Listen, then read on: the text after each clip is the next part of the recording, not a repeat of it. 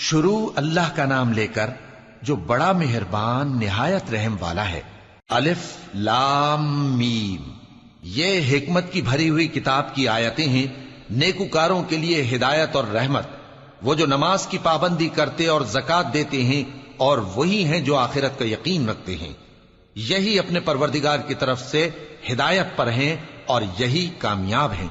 اور لوگوں میں بعض ایسا ہے جو بیہودہ حکایتیں خریدتا ہے تاکہ لوگوں کو بے سمجھے اللہ کے رستے سے گمراہ کرے اور اس سے ہنسی کرے، یہی لوگ ہیں جن کو ذلیل کرنے والا عذاب ہوگا۔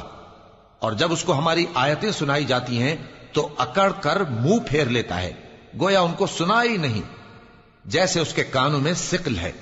تو اس کو درد دینے والے عذاب کی خوشخبری سنا دو۔ جو لوگ ایمان لائے اور نیک کام کرتے رہے ان کے لیے نعمت کے باغ ہیں، ہمیشہ ان میں رہیں گے۔ اللہ کا وعدہ سچا ہے اور وہ غالب ہے، حکمت والا ہے۔ اسی نے آسمانوں کو ستونوں کے بغیر پیدا کیا جیسا کہ تم دیکھتے ہو، اور زمین میں پہاڑ بنا کر رکھ دیے تاکہ وہ تم کو لے کر ڈولنے نہ لگے، اور اس میں ہر طرح کے جانور پھیلا دیے۔ اور ہم ہی نے آسمان سے پانی نازل کیا، پھر اس میں ہر قسم کی نفیس چیزیں اگائیں۔ یہ تو اللہ کی تخلیق ہے۔ اب مجھے دکھاؤ کہ اللہ کے سوا جو ہستیاں ہیں انہوں نے کیا پیدا کیا ہے۔ حقیقت یہ ہے کہ یہ ظالم کھلی گمراہی میں ہیں۔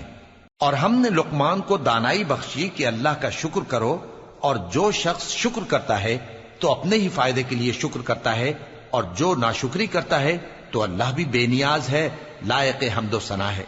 اور اس وقت کو یاد کرو جب لقمان نے اپنے بیٹے کو نصیحت کرتے ہوئے کہا کہ بیٹا، اللہ کے ساتھ شرک نہ کرنا، شرک تو بڑا بھاری ظلم ہے۔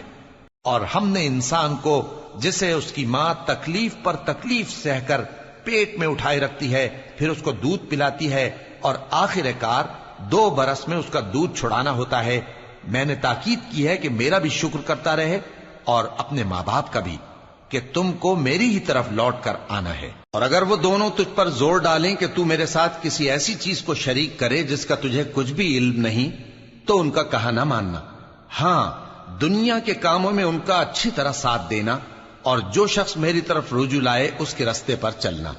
پھر تم کو میری طرف لوٹ کر آنا ہے، تو جو کام تم کرتے رہے ہو سب سے تم کو آگاہ کر دوں گا۔